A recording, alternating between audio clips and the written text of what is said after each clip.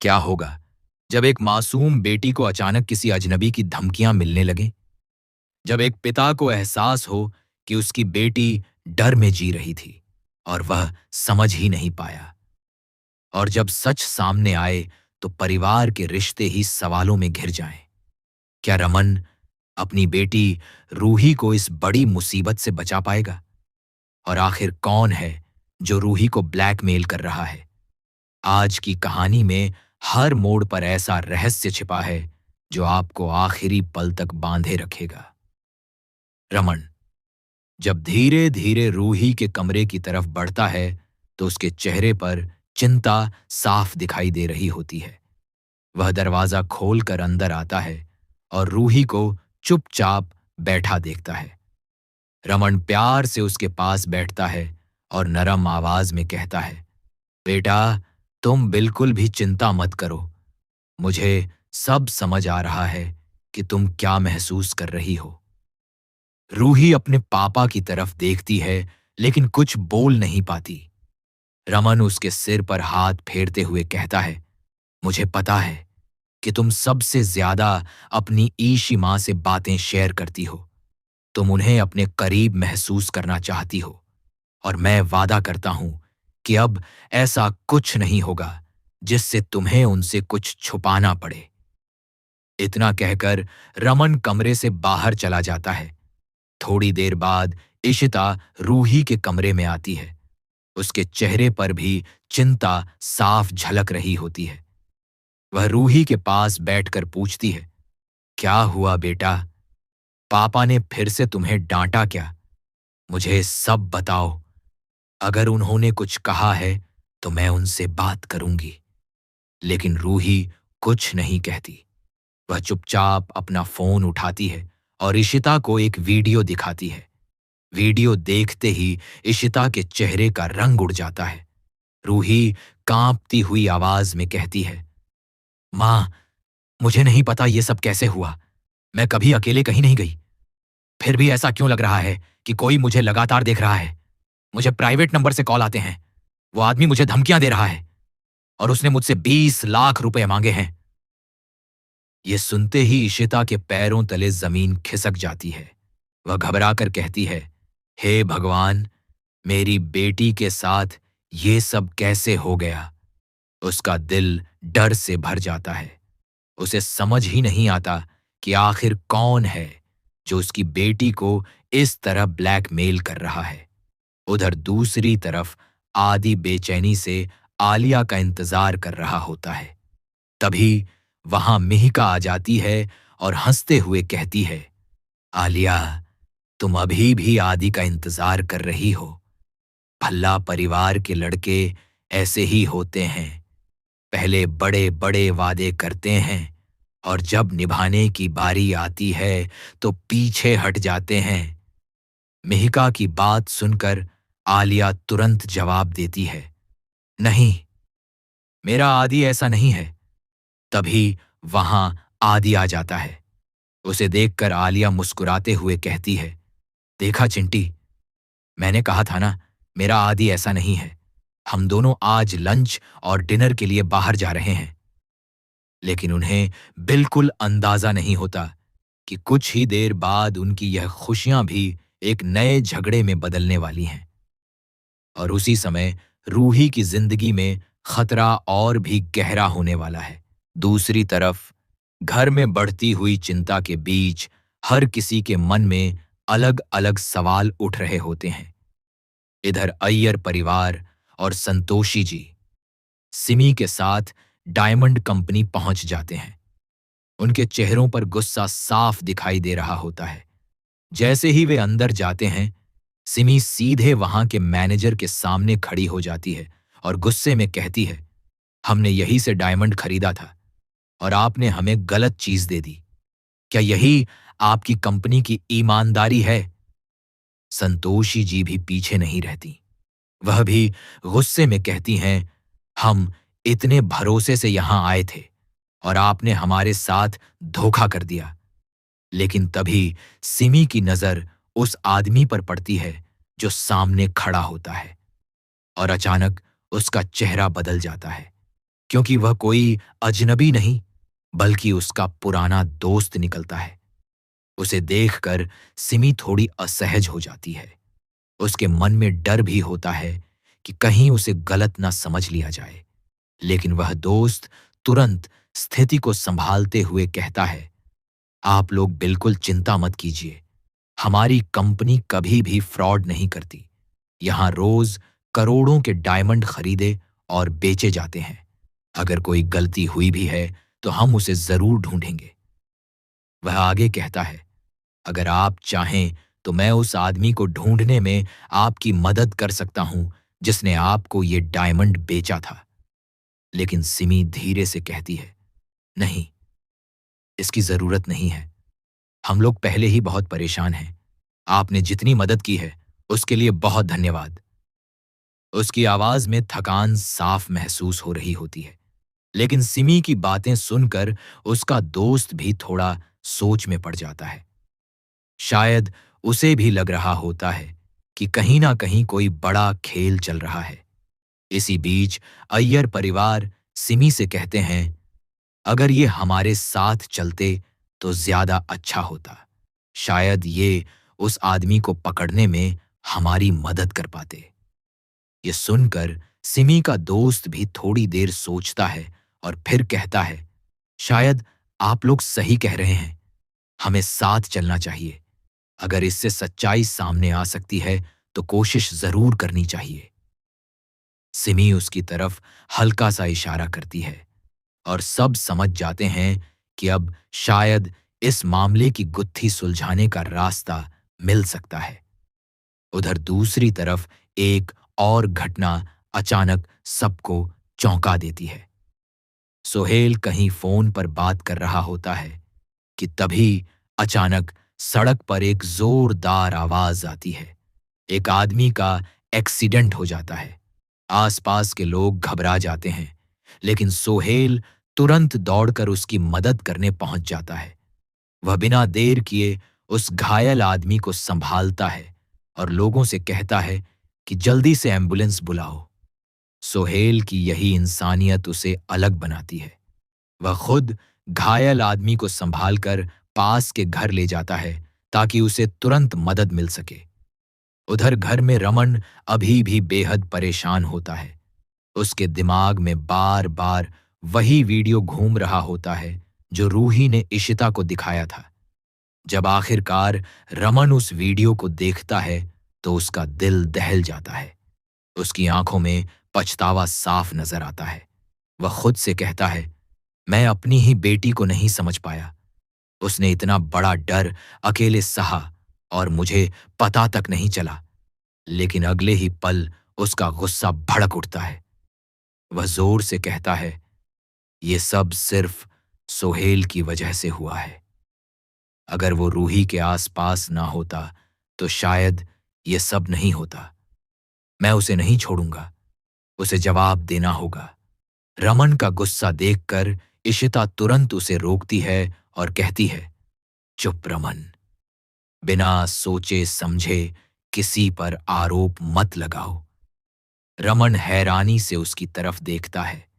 तब इशिता गंभीर आवाज में कहती है, तुम्हें पता भी है कि रूही ने सबसे पहले ये बात किससे शेयर की थी? रमन चुप हो जाता है। इशिता आगे कहती है, उसने सबसे पहले सोहेल को बताया था और सोहेल ने ही उसे समझाया कि मम्मी पापा को सब सच बता दो। अगर वो चाहता तो ये बात छुपा भी सकता था, लेकिन उसने ऐसा नहीं किया। रमन यह सुनकर पूरी तरह चुप हो जाता है। उसके मन में गुस्से की जगह अब उलझन और पछतावा भरने लगता है। इशिता धीरे से कहती है, तुम्हें अंदाजा भी है कि रूही ने हमें सबसे पहले क्यों नहीं बताया? क्योंकि उसे डर था कि हम शायद उसका साथ नहीं देंगे। ये शब्द सुनते ही रमन के दिल पर जैसे किसी ने चोट कर दी हो। उसे पहली बार एहसास होता है कि शायद उसकी सख्ती ने ही उसकी बेटी को उससे दूर कर दिया था। लेकिन उन्हें बिल्कुल अंदाजा नहीं होता कि असली खतरा अभी खत्म नहीं हुआ है, क्योंकि उसी समय रूही के फोन पर एक और रहस्यमयी मैसेज आने वाला होता है, जो इस पूरे मामले को और भी डरावना बना देगा। दूसरी तरफ सिमी और अय्यर फैमिली के मन में अभी भी उस डायमंड वाले मामले को लेकर बेचैनी बनी हुई होती है। सिमी का दोस्त उन्हें भरोसा दिलाने की कोशिश करता है कि उनकी कंपनी इस तरह का कोई फ्रॉड नहीं करती। वह गंभीर आवाज में कहता है, देखिए, हमारी कंपनी सालों से इस बिजनेस में है। यहां रोज बहुत महंगे डायमंड की डील होती है। अगर किसी ने आपके साथ धोखा किया है, तो वो जरूर कोई बाहरी आदमी होगा, लेकिन मैं वादा करता हूं कि हम उसे ढूंढने की पूरी कोशिश करेंगे। उसकी बात सुनकर अय्यर परिवार थोड़ा शांत तो हो जाता है, लेकिन उनके मन में शक अभी भी बना रहता है। संतोषी जी कहती हैं, अगर आप हमारे साथ चलेंगे तो शायद हम उस आदमी तक जल्दी पहुंच पाएंगे।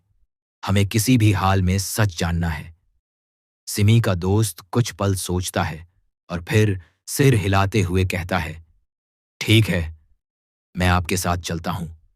अगर इससे सच सामने आ सकता है तो हमें कोशिश जरूर करनी चाहिए। यह सुनकर सिमी को थोड़ी राहत मिलती है। उसे लगता है कि शायद अब इस गुत्थी का कोई हल निकल सकता है। इधर दूसरी तरफ एक और घटना सबको चौंका देती है। सोहेल जिस घायल आदमी की मदद करके उसे घर तक लाया था, वही आदमी अब दर्द से कराह रहा होता है। जैसे ही इशिता उसे देखती है, वह घबरा जाती है और तुरंत कहती है, अरे, ये कैसे हो गया? इन्हें इतनी चोट कैसे लग गई? सोहेल समझाते हुए कहता है, आंटी, सड़क पर इनका एक्सीडेंट हो गया था। आसपास कोई मदद करने वाला नहीं था, इसलिए मैं इन्हें यहां ले आया। इशिता तुरंत कहती है, एक मिनट, मैं अभी डॉक्टर को फोन करती हूं। कुछ ही देर में डॉक्टर को कॉल कर दिया जाता है और सब लोग मिलकर उस घायल आदमी की देखभाल करने लगते हैं। उधर सोहेल सबको देखकर हल्की मुस्कान के साथ कहता है, अब मैं चलता हूं। रूही ठीक है, बस यही देखकर मुझे राहत मिल गई। वह धीरे से सबको अलविदा कहकर वहां से निकल जाता है। लेकिन उसी समय घर के अंदर एक और तूफान उठने वाला होता है। रमन डॉक्टर से फोन पर बात कर रहा होता है। उसके चेहरे पर चिंता साफ दिखाई दे रही होती है। वह हर हाल में रूही को सुरक्षित देखना चाहता है। इसी बीच दूसरी तरफ आदि और आलिया डिनर के लिए एक रेस्टोरेंट में बैठे होते हैं। शुरुआत में सब ठीक लग रहा होता है, लेकिन धीरे धीरे आलिया नोटिस करती है कि आदि बार बार अपने फोन में ही व्यस्त है। आलिया गुस्से में कहती है, आदि, तुम मुझसे बात कर रहे हो या फोन से? अगर तुम्हें फोन ही चलाना है तो मुझे यहां बुलाने की क्या जरूरत थी? आदि थोड़ा असहज होकर कहता है, अरे ऐसा कुछ नहीं है, बस एक जरूरी मैसेज था। लेकिन आलिया का गुस्सा बढ़ता ही जाता है। वह कहती है, तुम हमेशा यही करते हो। जब मैं तुम्हारे साथ होती हूं तब भी तुम्हारा ध्यान कहीं और होता है। आदि उसे शांत करने की कोशिश करता है और धीरे से कहता है, आलिया, प्लीज, ये पब्लिक प्लेस है, हम बाद में आराम से बात कर सकते हैं। लेकिन आलिया अब खुद को रोक नहीं पाती। वह ऊंची आवाज में कहती है, नहीं आदि, बात अभी होगी, क्योंकि मुझे समझ नहीं आ रहा कि तुम्हारे लिए ज्यादा जरूरी क्या है, मैं या तुम्हारा फोन। उन दोनों की बहस इतनी बढ़ जाती है कि आस-पास बैठे लोग भी उन्हें देखने लगते हैं। उधर घर में रूही अभी भी बेहद डरी हुई होती है। वह बार-बार अपने फोन को देख रही होती है, जैसे किसी मैसेज का इंतजार कर रही हो। अचानक उसके फोन पर एक नया मैसेज आता है। मैसेज देखते ही उसके हाथ कांपने लगते हैं और उसके हाथ से पानी का गिलास नीचे गिरकर टूट जाता है। आवाज सुनकर इशिता घबरा जाती है और तुरंत उसके पास आकर पूछती है, क्या हुआ रूही? तुम ठीक हो ना? तुम इतनी परेशान क्यों लग रही हो? रूही कुछ बोल नहीं पाती। उसकी आंखों में डर साफ दिखाई दे रहा होता है। तभी वहां रमन भी आ जाता है। लेकिन हैरानी की बात यह होती है कि रूही उस मैसेज के बारे में रमन को कुछ भी नहीं बताती। रमन धीरे से अपनी बेटी को गले लगा लेता है और भावुक आवाज में कहता है, मुझे सब पता चल गया है बेटा, और मुझे बहुत अफसोस है कि मैंने तुम पर शक किया। मैं तुम्हारी परेशानी समझ नहीं पाया। उसकी आवाज में सच्चा पछतावा झलक रहा होता है। रमन आगे कहता है, लेकिन अब तुम अकेली नहीं हो। जिसने भी तुम्हें डराने की कोशिश की है, मैं उसे ढूंढ कर रहूंगा। मैं उसे छोड़ूंगा नहीं। रूही अपने पापा के कंधे से लगी रहती है, लेकिन उसके मन में अभी भी वही डर छिपा होता है, क्योंकि उसे पता है कि वो रहस्यमयी इंसान अभी भी कहीं ना कहीं उसे देख रहा है, और उसका अगला कदम क्या होगा ये कोई नहीं जानता। के अंदर माहौल अभी भी भारी और डर से भरा हुआ होता है। रूही के हाथ से गिलास टूटने की आवाज अभी भी सबके कानों में गूंज रही होती है। इशिता बार बार अपनी बेटी के चेहरे को देख रही होती है, क्योंकि उसे साफ महसूस हो रहा होता है कि रूही कुछ छुपा रही है। लेकिन वह समझ जाती है कि अभी उस पर ज्यादा दबाव डालना सही नहीं होगा। उधर रमन अपनी बेटी को गले लगाकर उसे दिलासा देता है। उसकी आवाज में पछतावा साफ झलक रहा होता है। वह धीरे से कहता है, बेटा, मुझे माफ कर दो। मैं तुम्हें समझ नहीं पाया। मैंने तुम पर शक किया, जबकि मुझे तुम्हारा साथ देना चाहिए था। रूही अपने पापा की बात सुनकर भावुक हो जाती है। उसकी आंखों में आंसू आ जाते हैं, लेकिन वह खुद को संभालने की कोशिश करती है। रमन आगे कहता है, अब तुम बिल्कुल भी डरना मत। जिसने भी तुम्हें धमकी दी है, जिसने भी तुम्हें ब्लैकमेल करने की कोशिश की है, मैं उसे ढूंढ कर रहूंगा। मैं अपनी बेटी को किसी भी हाल में अकेला नहीं छोड़ूंगा।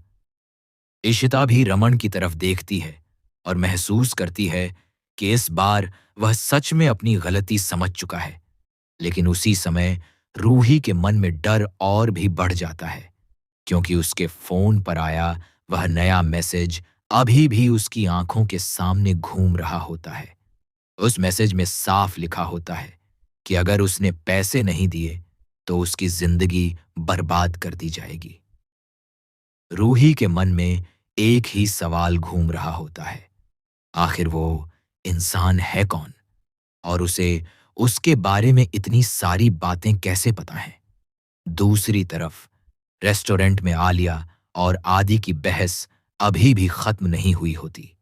आलिया गुस्से में खड़ी हो जाती है और कहती है, आदि, तुम्हें अगर मेरे साथ समय बिताना ही नहीं था तो मुझे यहां बुलाया ही क्यों? आदि उसे शांत करने की कोशिश करता है, लेकिन अब आलिया का गुस्सा काबू से बाहर हो चुका होता है। आलिया कहती है, तुम हमेशा फोन में लगे रहते हो। तुम्हें मेरी बातों की कोई परवाह ही नहीं है। आदि गहरी सांस लेते हुए कहता है, आलिया, प्लीज समझने की कोशिश करो। कुछ जरूरी काम था। लेकिन आलिया उसकी बात सुने बिना वहां से उठकर जाने लगती है। आदि पीछे से उसे रोकने की कोशिश करता है, लेकिन आलिया बिना कुछ सुने वहां से चली जाती है। उधर घर में भी तनाव कम होने का नाम नहीं ले रहा होता। रमन अब पूरी तरह इस बात को लेकर गंभीर हो चुका होता है कि किसी ने उसकी बेटी को डराने की हिम्मत की है। वह अपने मन में ठान लेता है कि अब वह हर हाल में उस इंसान को ढूंढ कर रहेगा। ईशिता भी सोच में पड़ जाती है। उसे लगने लगता है कि यह सिर्फ एक साधारण ब्लैकमेलिंग का मामला नहीं है। इसके पीछे जरूर कोई बड़ा राज छिपा हुआ है, और सबसे ज्यादा डराने वाली बात यह है कि वो इंसान रूही की हर हरकत पर नजर रख रहा है। रात धीरे धीरे गहराने लगती है, लेकिन भल्ला हाउस में किसी की आंखों में नींद नहीं होती। हर कोई अपने अपने ख्यालों में खोया होता है। रमन मन ही मन कसम खाता है कि अब चाहे जो भी हो जाए, वह अपनी बेटी की जिंदगी को बर्बाद होने नहीं देगा। लेकिन उन्हें बिल्कुल अंदाजा नहीं होता कि यह खतरा अब भी खत्म नहीं हुआ है, बल्कि असली खेल तो अब शुरू होने वाला है, क्योंकि रूही के फोन पर आने वाला अगला मैसेज पूरी कहानी की दिशा ही बदलने वाला है। और शायद वही मैसेज उस इंसान की असली पहचान का पहला सुराग भी बन सकता है। तो आखिर कौन है वो रहस्यमयी शख्स जो रूही को ब्लैकमेल कर रहा है? क्या रमन सच में उसे पकड़ पाएगा? और क्या रूही इस डर से बाहर निकल पाएगी? इन सभी सवालों के जवाब जानने के लिए आपको कहानी का अगला हिस्सा जरूर देखना होगा। तब तक के लिए धन्यवाद।